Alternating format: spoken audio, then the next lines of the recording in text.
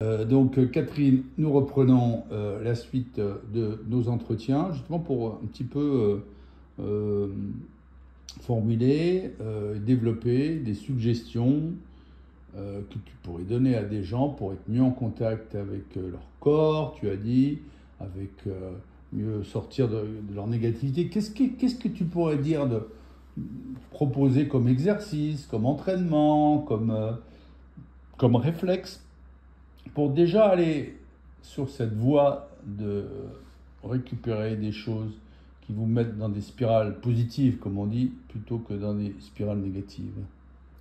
Ben moi, en fait, je propose de... Alors, on parle souvent d'enfant intérieur, mais de retrouver son âme d'enfant.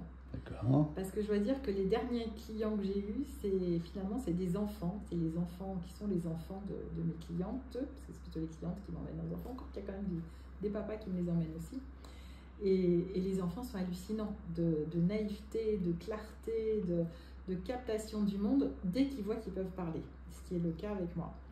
Et donc, en fait, quand on dit, tiens, l'enfant a beaucoup d'imagination, il parle à un personnage imaginaire, il parle aux arbres, mais bon, voilà, c'est totalement inventé. Non, c'est pas du tout inventé. En fait, les enfants voient ces autres plans de la réalité, et avec notre éducation, on le perd. Et donc, on se fait formater et réduire pour rentrer dans une façon bien pensante. Je veux un petit stop parce que ça m'évoque la mémoire d'un ami très cher qui s'appelait Guy Benoît. C'est un psychiatre très connu qui a écrit toute une série de livres sur la pédagogie du détour. Et il a travaillé toute sa vie sur le double imaginaire. C'est la question des gens qui se construisent des doubles imaginaires en montrant que c'est une forme d'inconscient très importante. Et j'aimerais que tu n'as pas encore parlé, que tu nous parles aussi, enfin, tu continues des rapports à l'inconscient,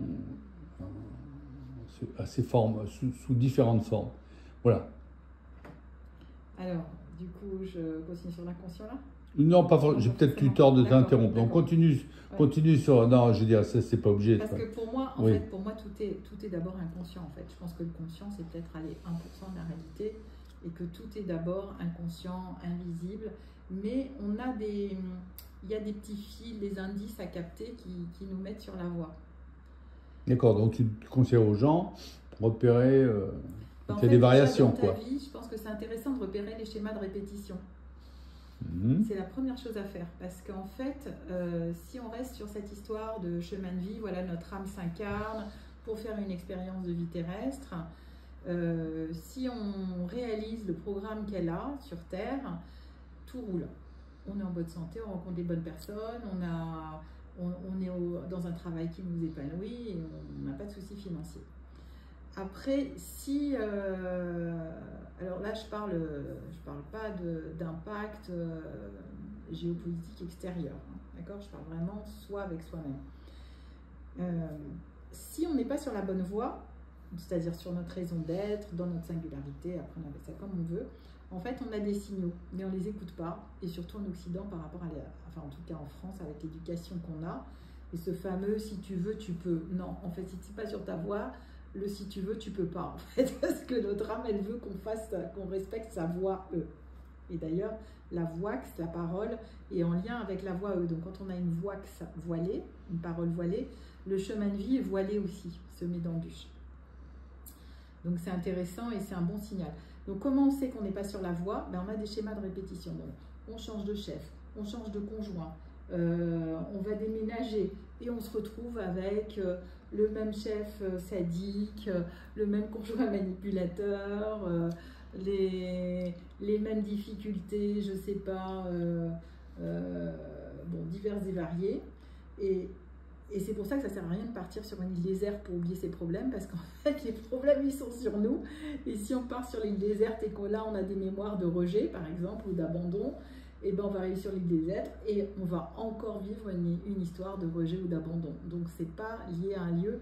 C'est là qu'on s'aperçoit que quand on change complètement de contexte et que ça recommence, ok, c'est nous qui l'attirons, en fait. Ce fameux corps physique avec les couches ici.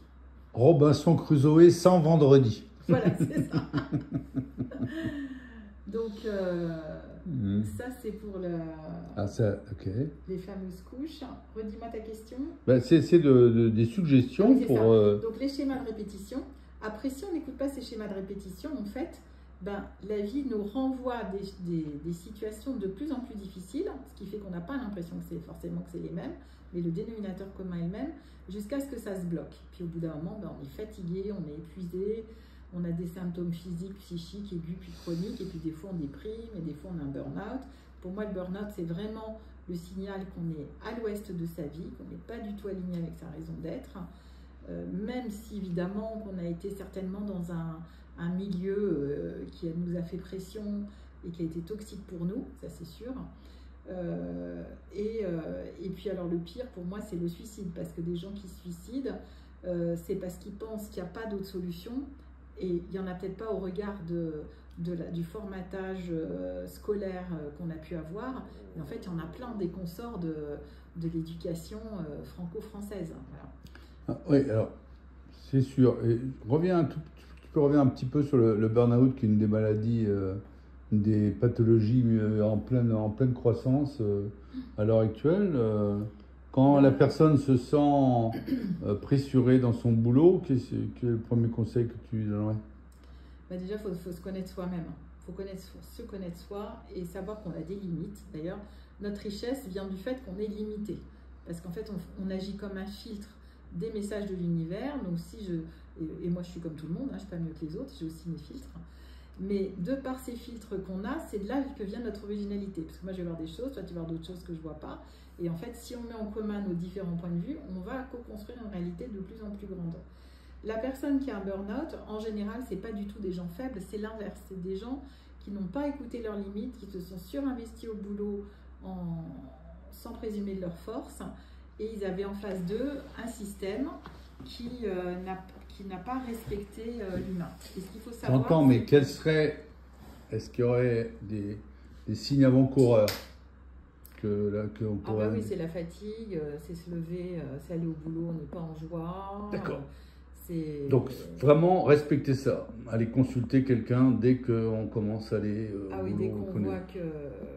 Oui, alors c'est vrai que les signaux, les premières phases de signaux du burn-out sont quasi invisibles, parce qu'on va dire on est tous plus ou moins fatigués à un moment ou à un autre au boulot, mais ça peut être aussi des amplitudes émotionnelles soudaines. On va passer du rire aux larmes, on va être stressé, peut-être la boule au ventre. Enfin, quelque chose d'inhabituel quelque chose de différent. Oui, mais alors après, tu as tellement de personnes qui travaillent sous pression tout le temps que pour eux, c'est pas différent. Mais en fait, c'est à force d'être sous pression tout le temps, à un moment, le corps craque.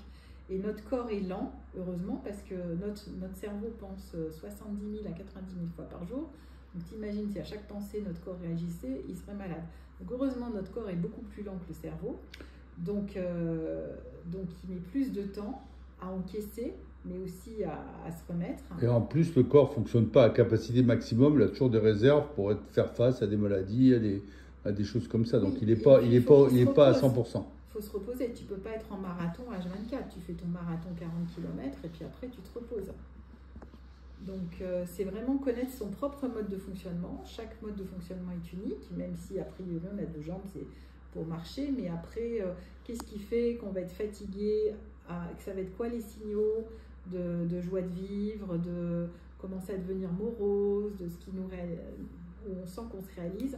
Ça, c'est plus que de normal. On peut avoir un petit coup de tristesse quelques heures. C'est connaître son mode de fonctionnement et comprendre qu'il y a 8 milliards de perceptions différentes sur Terre et que ça, c'est pas démultipliable, quoi.